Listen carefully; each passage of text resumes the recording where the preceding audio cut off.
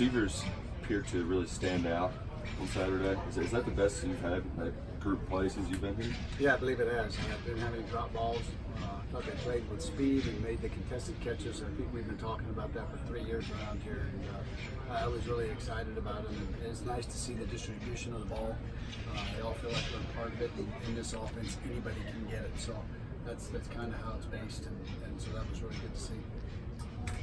In the film, like anything stand out that didn't strike you immediately after the game? Yeah, 4 penalties, 3 of them in the first half, pre-snap penalties that we talked about. Didn't have any pre-snap penalties in the second half, which was good.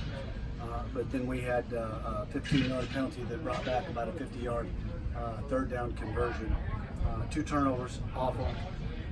And then 3 for 11 on third down. We had so many opportunities to be at least 50% and be really good. Give us 2 or 3 more possessions to where we're driving the ball. Defenses too many 3 and outs that led to that. And if we can clean that up, we have a chance to be pretty good. What is this? This is fumbles. How's he bounced back mentally from that? What's his? Don't even talk about him. I mean, he went around and AJ told him before he went out there and he said, protect the ball and know where we're at in this game. And he came around, he actually had his hand locked. He actually had it the way you're supposed to. And when he came around, he just got it ripped out, and you've got to, that can't happen. Mark mentioned the running backs missing some run. What exactly do you mean about that? Patience. We had, it's interesting because, somebody asked me about first down efficiency because we were big on that. We were really good on first down. And we missed, I think, 3 critical reads where we're 2nd and 4, 2nd and 2, and 2nd and 6.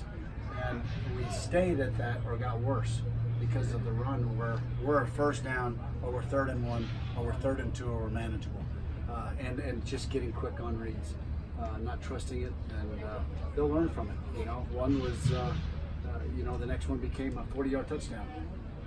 So, Betty was quick too sometimes. He had to learn that, and they've got to learn that as well. Mark Wagner's confidence just seems to grow, day by day. Did you kind of see that on Saturday? Yeah, I did. You know what? He's got some technical stuff that he's still working on, but man, he's a huge target. The one on the slant, he needed to level that off a little bit more. If he'd have leveled that off, it could have been a completion for 3rd and 4.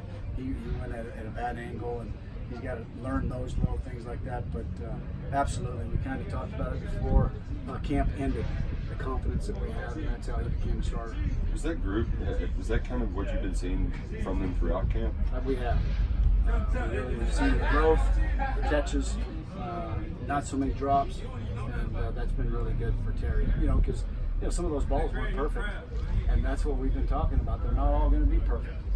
We have to make the routine plays. We had that one series where we throw a stop route and we skip it to him. The one thing that Terry can do now is Terry comes back and he tells me, Coach, I know exactly what it was. And then he overthrows Ali on a crosser that's going to be a 40 or 50-yard gain. And it was all about his technique. And he comes back and makes some unbelievable throws. So I think that's getting better for us. And if that continues to get better, then we'll be more efficient in passing. Are you guys rewatching any film from when you last played them 2 years ago? And is there anything you're taking away from that if you guys did watch it? Yeah, we got our tail kicked. We absolutely got our tail kicked. We didn't play well enough. It's awful. And the answer is yes, we have watched it. And yes, they are seeing it. Several of those guys in that game on the offensive line gave up a lot of sacks and tackles for loss. How much have they taken that hard this week? And yes, they've watched it, and yes, they know about it. Eddie, how similar is Eastern Michigan's defense now to what it was 2 years ago? They do a phenomenal. Their coaching staff is really, really good. I'm going to tell you, their kids, they understand football, they understand schemes, they understand leverage, they're great tacklers, they play with a great sense of urgency at all times, and it might not be a lot, but what they do it darn near perfect. And you have to go out and beat this team. You have to out-physical them, and you have to beat them. You have to be darn near perfect. You look at last year. They've only given up 23 points last year a game. They had Purdue 12-10 all the way up into the fourth quarter, and they struggle. People struggle if you don't do the things right, and they'll hang around and hang around and hang around, and I think they're a well coached football team. Is there a guy out there tape that kind of jumps out at you? You got to account for? Yeah, their nickel Sam, 24. He's a heck of a football player. His effort and his energy is unbelievable. A couple guys up front that are stout. They're 300 pounders.